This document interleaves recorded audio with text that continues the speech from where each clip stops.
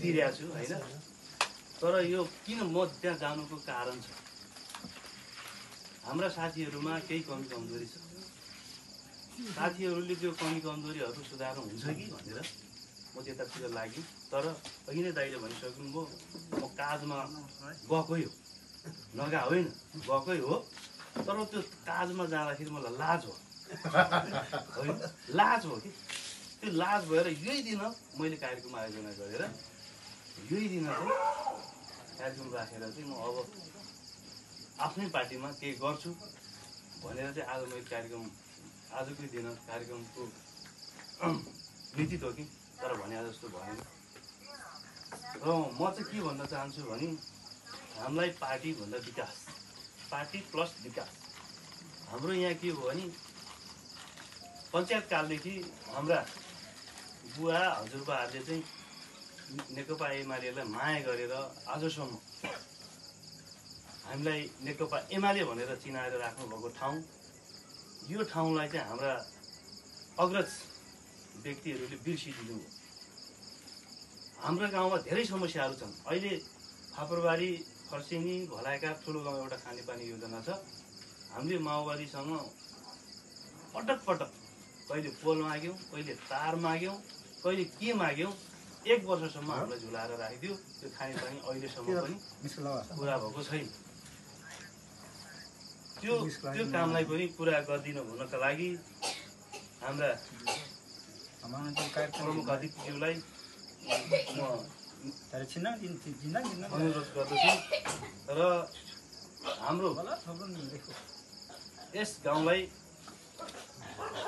अलिकति भन्दा चाहिँ अब नेकपा एमालेको पकड एरिया भन्ने, तर यहाँनिर भने जस्तो काम भएको छैन। यो गढ एरिया मात्रै भनेर भइएन कि। हाम्रो पार्टीलाई, हाम्रो यहाँको जातिलाई अहिलेसम्म यसपालि बल्ल तल्ल यो राई समुदायका लागि एउटा क्रिया निर्माण गर्ने भनेर चाहिँ माओवादीसँग अनुरोध गऱ्यौँ। 10 लाख माग्दाखेरि बल्ल बल्ल 2 लाख, 2.5 लाख कति छुट्याइदियो। त्यो पनि हाम्रो वडा अध्यक्षज्यूको धेरै दबाबमा। मलाई के भन्यो भने माओवादीमा प्रवेश गर्दाखेरि तपाईँको यो एउटा यो माटे खोला पोल्सी भन्ने चाहिँ एउटा यहाँनिर यसले हाम्रो यत्रो फाँटलाई चाहिँ धेरै क्षति गर्छ। वर्षेनी धान रोप्न भनेर चाहिँ अब खेती चाहिँ अब चिटिक्क बनाएर राखेको हुन्छ। एउटा वर्षा आइसकेपछि त्यो अलि सफा बनाएर यसलाई व्यवस्थित गर्न भनेर यतातिर अलिक केही पाइन्छ कि भनेर म माओवादीमा प्रवेश गरेको। तर त्यहाँ उनीहरूले के गर्यो भने हुन्छ हुन्छ, उनीहरूको सिद्धान्त के हो भने त्यही 5.5 रुपियाँले के झर्ला र खाउँला भने उनीहरूले पक पक पक भन्ने, तर दिने चाहिँ केही पनि होइन।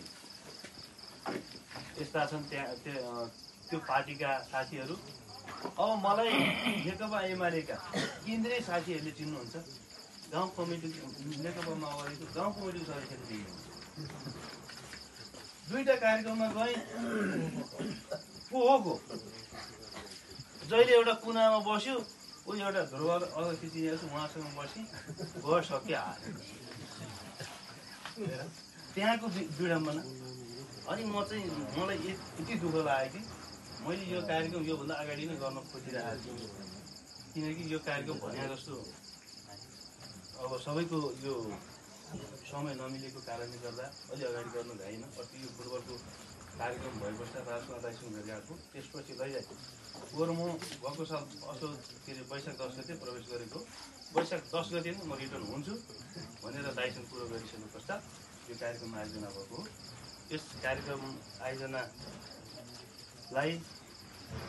भव्यतापूर्वक सफल पार्ने हुनका लागि आउनुहुने सम्पूर्ण कमरेडहरूलाई विशेष धन्यवाद।